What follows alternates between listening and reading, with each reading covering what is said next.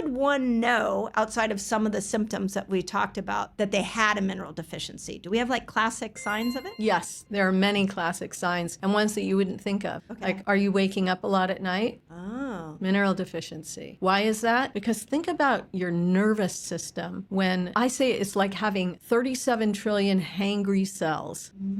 So literally it takes your nervous system and it amps it up. And it's hard to sleep when your entire nervous system is hungry and can't quite get what it needs and is looking for it. That's your entire nervous system. So I personally have had a lifetime of insomnia. I have no insomnia. And so, I wake up one time a night. And how old are you? Just because we put... That's a secret. Sorry. Okay. Let me just say, are you postmenopausal? Yes. That's all. Sorry. I didn't mean to put you on the spot. I'm just joking. Just so you know, every woman I meet, I ask how old they are because I think of women in terms of their menopausal journey. So that's...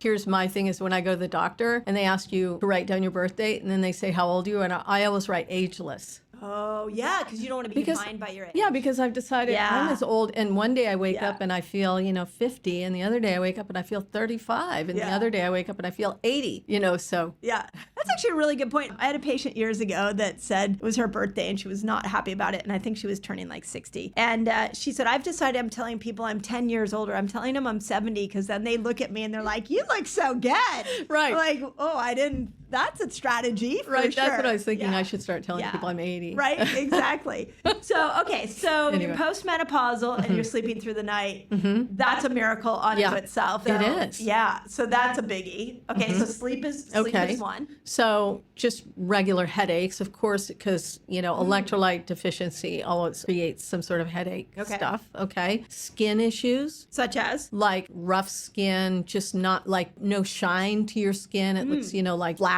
Okay.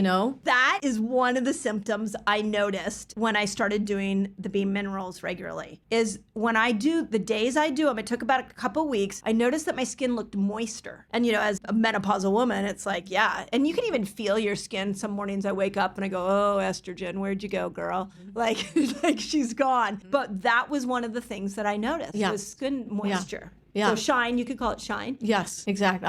I feel like there's a shine to it. It's not flat because probably it is just moisture. Yeah. Right. And dry, flat, non-shiny skin. Yes, exactly. Yeah. Okay. And hair loss. Hair loss. Yeah. And the way I like people to think about minerals, like, because they generate all the energy in your body. If your light is operating at 40%, what's going to go? The stuff that's not really important to basic, fundamental, foundational. My hair's not important. Hair isn't, not really. I mean, ultimately, you're right. it's your heart, your kidney, your lungs. Those are the most important, you see. So your blood, it's going to focus on the basics and other things, those things like sleep. Well, you can kind of get by. Well, the sleep is really not. The sleep is about the nervous system, that. So cramping, I just had a conversation with somebody about this, but I say that all cramping in the body, menstrual cramping, tension headaches, of course, leg cramping, fasciculation, they call it the creepy crawlies. These, even a heart attack is a local mineral deficiency. Interesting. Okay. Interesting. So to remove cramping in the body, you have to provide a full spectrum of minerals. It might be phosphorus. Yeah, how do you know? It might be the imbalance between calcium and magnesium. What do you think? Now you got me thinking about the menstrual cramping, and I want to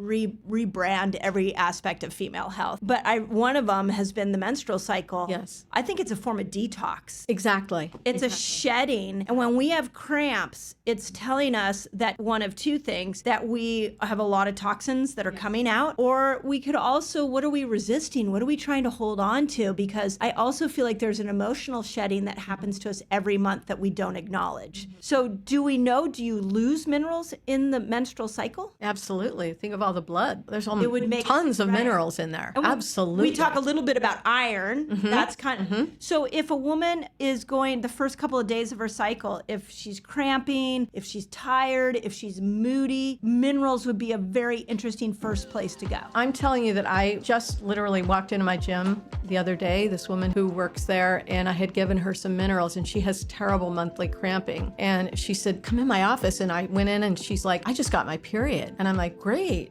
And she said, I had no cramping. That's crazy. And I hear this again and again and again. Yeah.